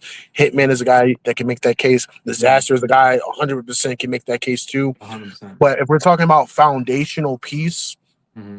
and like just his contribution Mm-hmm. Uh-oh. now, Yeah, you're good. You're good. Go ahead. okay. Um Foundational piece from WRC, Scribble Jam, whatnot. You kind of have to go to source because Okay, so you got he is a Mook, person Lux, and because Source. he's a person that has shown prowess and greatness in a variety of battle rap A hundred forms. percent. 100%. You have the 2-on-2 style of it that he as a pioneer of. You Mm-hmm. have the Him and Scribble Jam Ilmac, version, the salute. freestyle version of it as well too. Mm-hmm. Him and Ilmac, Mm-hmm. right? And then you got the Mm-hmm. modern era. Now here's the thing. Here's one thing I'll be transparent about. Mm-hmm. I do feel like um in the 3 round format, Mm-hmm. there's people that supersede him in the 3 round format of battle rap. Mm-hmm. I feel like he's shown greatness in the earlier portion. I want to say from 2000, from the time he won the chain in like 2010 up until like 2014, 2015, he was Mm-hmm. still performing and rapping at a fairly high level. I do Mm-hmm. feel like you kind of seen a decline since then. Like I Mm-hmm. feel like 2023 you got a little bit of like that resurgence, but I can see someone saying that he can't really be in a conversation because of what he's done in the 3 round format. But if we're talking about foundation, though, Mhm. It's very hard for you to not put the source in there. So I got the source in there as my And there's third only spot, one slot left, brother. and there's only one slot left. Dun dun dun.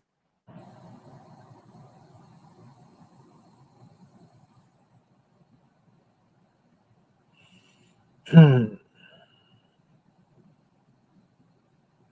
It's tough. Yeah, it comes down to three guys. We're not doing that. Pick your one, and then you can explain the honorable No, no, no, mentions. no. I'm saying I'm going through it. It comes down to three Okay. guys. Okay. It's getting crazy.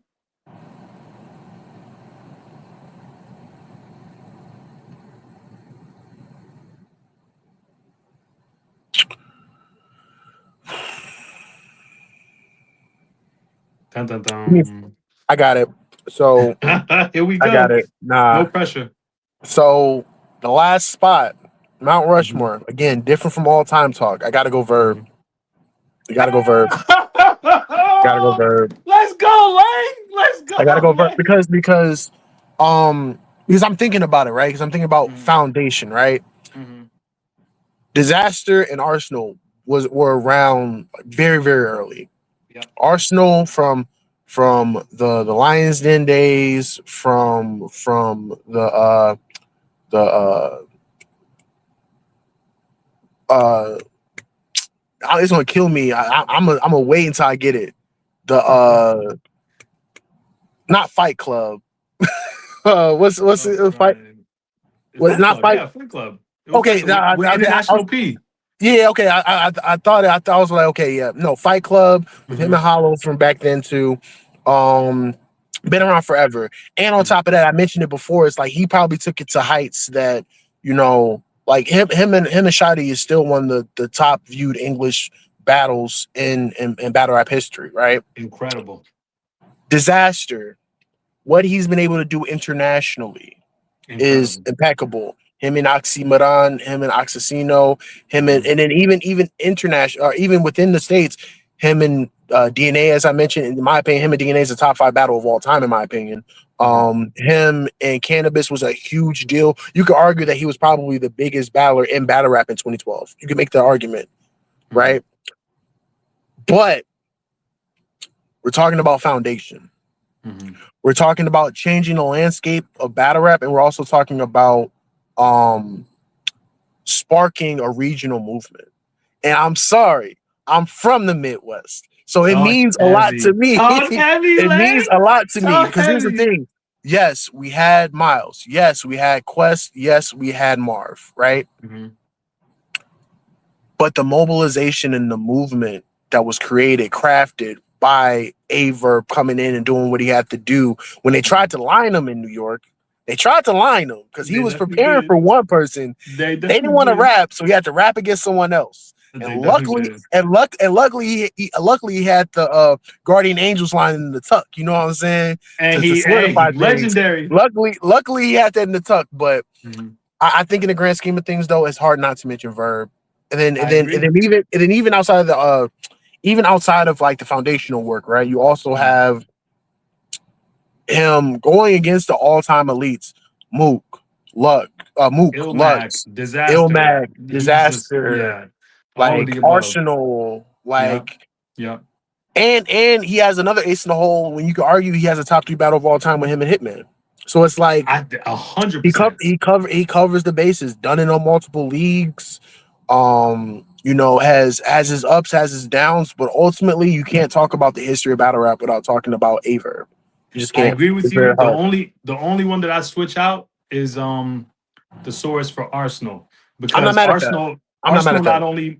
Arsenal not only made me a fan of battle rap. Like I remember staying up to watch Idea versus Skills on HBO back in the day, but like it was casual. I wasn't really invested like that. But when I seen Ars and Hollow at the pool table the first time, that was it. That's then I started researching battlers. That's when I would like looked up every Arsenal battle there was, and I became a fan of battle rap. That's how I got introduced to Hitman. I got introduced to Shotty Horror. I got introduced to everything, the landscape of battle rap and its reach, its global reach because of Arsenal.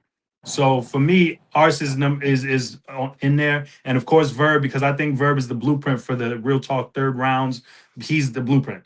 Some of the biggest rounds in this generation are because they even reference that third that he created. Absolutely. So you Shout know, out to Gucci versus Easy. Same Geechee and format. Lux versus Calico. You know what I'm Lars saying? versus Calico. Um, He threw a little. He said, one the guy had beloved a Verb says conversation. da da da. Yep, yep. Yeah. So a lot of people don't realize Yep. that, and so for me, it's like, yeah, you can be caught up in the antics outside of battle rap, but I don't know these people personally, so whatever they got going on is not my business. I'm just talking about the raps and their legacy. Verb is up there for me. Yeah. So good list, solid list. My last question to you: Yeah. who are the new talents that are going to usher in the new golden age of battle rap? To you, We just using four, just to you keep the can same team. have male and female. So I'll give you four male and female. So two of each. Okay. Um. mm, Take your time. Take your time, Lang. it's tough because I mean she's kind of leaving the culture, but Mm-hmm. I felt strongly about Prestavia. I felt really strong about Same. Prestavia, but she's leaving the Same. culture, so I'm gonna take Same. her out of it. Uh-huh. Um. She ain't battled in a while, but I just see something there. I gotta go Asi Amora. I feel like she has like a little Man, wrinkle. Lang, Like she has a Lang, wrin- Lang. she has a style and a wrinkle that I do feel like can usher in like a new Oh my movement if God. she's active for sure. That young woman is Um the future, Lang. I done told Beasley, I yeah, done told everybody and their mama, this woman can be the next. This is the one. yeah. But it's a Um lot going on behind the scenes that makes it impossible. I tried to line up her and Vixen. It's a lot going on behind the scenes. But I've even tried to maybe have a debut organized with her and Big Ice on URL. It's just a lot going on. yeah. You know what else is crazy? Hmm. I'm gonna say this name, but I'm also gonna say it's a caveat because it's up to her whether she wants it or not. Hmm. But I was also a very strong believer in Rock Lee as well. Rockley's she's had her ups and downs, but she's a goat. She's Yeah, she's a potential goat. I feel like she has. I feel because she obviously has stuff going on outside of battle rap that Hmm. she has to tend to and figure out. But like I feel like if she wants it, She could she do it. she I could be still there believe too. in Rockley. I still believe in Rockley. Yeah, I'm not gonna lie. I'm also throwing Mallory X. absolutely. Her I told too. her I got to see what she does with the big names, but this woman been knocking down male and female competitors Absolutely. in multiple tournaments. She has done. She hit everything on the entry level tier. She has done and checked off every box. I told her I got to see her in Coffee or her in Hustle next year, so we can see if she's ready for that next level. I like her in coffee. I like her in I coffee. do too. I think that's the I like one. her in hustle too. But the thing about that one is I feel like because see I think coffee loves giving up and comers a shot. Yeah. Right. I feel like she kind of Salute prides Coffee. herself in doing that. So I feel like that 100%. would be a great exchange. I think that Mallory would have to like fine tune a couple things before the hustle battle though. I agree. I agree. And So she talks about Hustle being her end game, so I'm not mad at that. yeah, But okay, so your two are Asia Moore and I said Rock Lee, but Rock Lee and Mallory is a Asia great Moore. choice too. But here's the thing: I'm not mad Hmm. at saying Mallory because we like her current form right now Hmm. like gives you the idea that she's on her way. Rock Lee still some questions to be kind of to Agreed. figure out. So Agreed. Okay, uh so Mallory and Asia is your final answer then? yeah, we can do that. Yeah, we can do that Okay. for sure. So now who are the two male? Eunice, Of course, the young god. and I feel strongly about this. Like strongly about this. Uh-oh. Hansel. So Oh, the I feel floor is like Eunice yours. Explain. I feel like Eunice is the one that's already kind of like again is like the emblem of like the new. I mean, he won rookie of the year and leader of the new school. So he's obviously already like on his way. I mean, in my opinion, I think he had not only one of I think he had one of my favorite rounds of the year with his first versus Arsenal, right? Crazy. But he arguably had performance of the night on Gnome. Which is as a debut. So And to debut on both in just in 1 year, crazy. yeah. So he's already showing that he's on his way. Now, granted, he do need to figure out a couple of things. I do feel like he's a person, and I think we talked about this off camera. I do feel like he's a person that battles down to his opponent. So, like, if he's a Hmm. favorite in the battle, he sometimes doesn't show up how he's supposed to. He doesn't show the Hmm. separation. Sometimes Hmm. he underperforms in those type of battles, right? Hmm. Um, but once he figures that out, and once he has that like switch on for every battle, Hmm. it's inevitable. There's a whole, I I feel like agree. there's a whole coalition of people that don't want Eunice to succeed, but it's inevitable. This brother It is is up inevitable. It next. is Like inevitable. he's up I next for knew sure. I knew he was gonna be next up. I heard him rapping over the phone in 2022. So to see people finally catching up 3, 4 years later is great. But when I heard that man rap, I was like, this is the one. And that's who I invested most of my time in. You know what I'm saying? He's the one. He is the one, no question. But I also agree with your second choice as well. I think Hansel is incredible. I worked with Hansel 3 times. I pitted him against Eunice. He won the money on the floor. I pitted him against Justice. He lost the money on the floor, but it was a really good battle. And now I'm pitting him against Cortez, and we're gonna see how that goes. But I I'm think not Hansel is the lying. West Coast golden child. The reason why because like you have other great talents, right? You have Mhm. amazing interview with Klutz, by the way. I really enjoyed Thank that you. interview. That was a dope Thank interview you. with Klutz. You Thank you. have Klutz, you have Justice, you have like a bunch of new talent that like Foots is still around and he can still make his leap, and like even Agreed. someone that's a little bit past him, like she still has great potential as well too. So you Yep. Him have and Jada people out Nightwing was there. beautiful. Yep. Right. You have people out there that are extremely talented and can very well make that leap. Mhm. But there's something I see in every performance when Hansel goes, it's like he battles as if like it's like his last battle. And he Like has to establish complete dominance. there's a Yep. certain tenacity and there's a certain energy that he has in every like ever since I saw him against Mustafa. Shout out to Mustafa, one of my guys. Ever since I saw him against Mustafa on the Monopoly card, with the headline was A Ward and Geechee in the rematch. Ever since I saw him in 2021, then I was like, okay, this guy is different. He's on to something. And Mhm. ever since then, I'm like, bro, like he now I will say this. He's also a person that kind of has these issues where he kind of battles down. I do feel like there's times where like he'll be a favorite in the battle and he'll kind of like slip up, whether it's like him versus Mozzie, even though he had like probably the round of the battle, moment of the battle with all the impersonations. Yeah. Or him versus like Justice. I feel like that's a battle he should have won. But Mhm. in the grand scheme of things, though, he's usually given 110% every battle. 100%. Yeah. 110% every battle. And I Yeah. think that he's one of the few guys that talks that shit and more often than not either backs it up or make you believe in like what he's saying with the energy that he brings in the battle. So Mhm. yeah, man, I think even though he's not necessarily getting the same recognition as a Klutz or as a Eunice or even a Justice. I feel like Justice and are getting that energy right now, and even Appa 100%. too. I feel like Appa's getting that energy as well too. Uh, Salute Appa. so but I honestly think that when it's all said and done, we might be talking about Hansel being one of those guys. I A hundred genuinely feel percent. that way. 100%. I agree 100%. Lang, I cannot stress to you how important your contribution to the culture is. I appreciate you. I salute you. I thank you for your Appreciate that. time. And you know, this is just part one. Because now that I finally got you to come up here, I'm going to have you up here in a lot. You know what I'm saying? Nah, man, I make appearances everywhere. Wherever I Thank lay you. my hat is my home. So Thank you. I consider appreciate you. me a honorary co-host at this point, It's if need lit. It's be. lit. All All right, right, Lang, I hope you have a blessed day. Happy New Year. God bless you and the family. all right. God bless you too. All right, peace.